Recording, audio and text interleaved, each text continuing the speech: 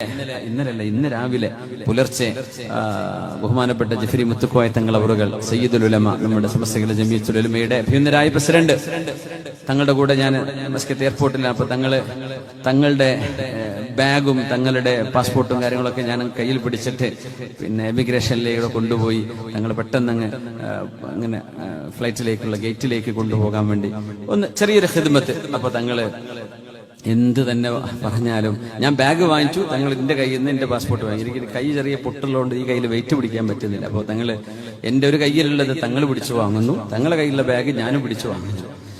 അങ്ങനെ എന്തായാലും അതൊക്കെ കഴിഞ്ഞ് അവസാനം തങ്ങളുടെ കയ്യിൽ നിന്ന് ഞാൻ തങ്ങളെ ദയവ് ചെയ്ത് തങ്ങളെ എന്റേത് പിടിക്കല് ഞാൻ എടുക്കട്ടെ എന്ന് പറഞ്ഞു.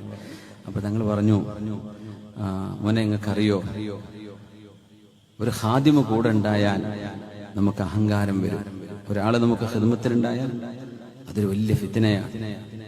ഒരാൾ കൂടെ ഉണ്ടെങ്കിൽ ഞാൻ അതിനു മാത്രമൊക്കെ എനിക്ക് ഖിദ്മത്ത് ചെയ്യപ്പെടാൻ മാത്രം ഞാനൊരു വലിയ മുതിർന്ന ആളാണെന്ന് എനിക്ക് തോന്നല് വരൂലേ? അതുകൊണ്ട് എനിക്കത് ഇഷ്ടമല്ല. എന്റെ കാര്യം ഞാൻ തന്നെ ചെയ്യലാണ് എനിക്കിഷ്ടം. ഒരു ഖാദിമുണ്ടാകുമ്പോൾ നമുക്ക് കിബർ വന്നു പോകുമോ എന്ന് പേടിക്കണം എന്ന് പറഞ്ഞ് തങ്ങളുടെ സാധനങ്ങളൊക്കെ എന്റെ കയ്യിൽ നിന്ന് വാങ്ങിച്ചു. പിന്നെ ഞങ്ങൾ രണ്ട് ഫ്ലൈറ്റിനായതിന്റെ പേരിൽ പിന്നെ അങ്ങനെ പോയി. പക്ഷേ മഹാനവറുകൾ ചിന്തിച്ചൊരു ചിന്ത നോക്കണം. ഒരു ഖാദിമോ മറ്റോ അബ്ദുല്ലാഹി ഇബ്നു മസ്ഊദ് റളിയല്ലാഹു തആല അൻഹു മഹാനവറുകളുടെ കൂടെ കുറെ ഖാദിമീങ്ങൾ ഇങ്ങനെ പിന്നാലെ കൂടിയപ്പോ ഇബ്നു മസ്ഊദ് തങ്ങൾ ചോദിച്ചു, നിങ്ങൾ എങ്ങോട്ടാണ്? ഞങ്ങൾ നിങ്ങളെ കൂടെ വന്നതാണ്.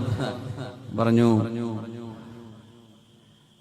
നിങ്ങളുടെ കൂടെ വരുമ്പോ നിങ്ങൾക്ക് ഇതൊരു നിന്ദ്യതയാണ്, എന്നെ സംബന്ധിച്ചിടത്തോളം ഇതൊരു ഫിത്നയാണ്, എനിക്കിതൊരു പരീക്ഷണമാണ്. നിങ്ങൾ എന്റെ കൂടെ വരുന്നത് എന്റെ ഖൽബിലേക്ക് എന്തെങ്കിലും ഒരു തോന്നല് വന്നാൽ ഞാൻ അള്ളാഹുവിന്റെ മുമ്പിൽ നഷ്ടപ്പെട്ടവനായി മാറൂലേ? അതുകൊണ്ട് നിങ്ങളാണെങ്കിലോ നിങ്ങൾ നിന്ദ്യരാവണ്ട, നിങ്ങൾക്ക് ഇസ്സത്തില്ലേ, നിങ്ങൾ ഖാദിമീങ്ങളായി പോരേണ്ട ആൾക്കാരല്ല, നിങ്ങൾ ഒറ്റക്ക് അവനവന്റെ കാര്യത്തിന് നടക്കിൻ എന്ന് പറഞ്ഞ് മഹാനവറുകൾ അവരെ മാറ്റിവിട്ടു എന്ന് ഹദീസിൽ കാണാൻ കഴിയും, അഥറുകളിൽ കാണാൻ കഴിയും.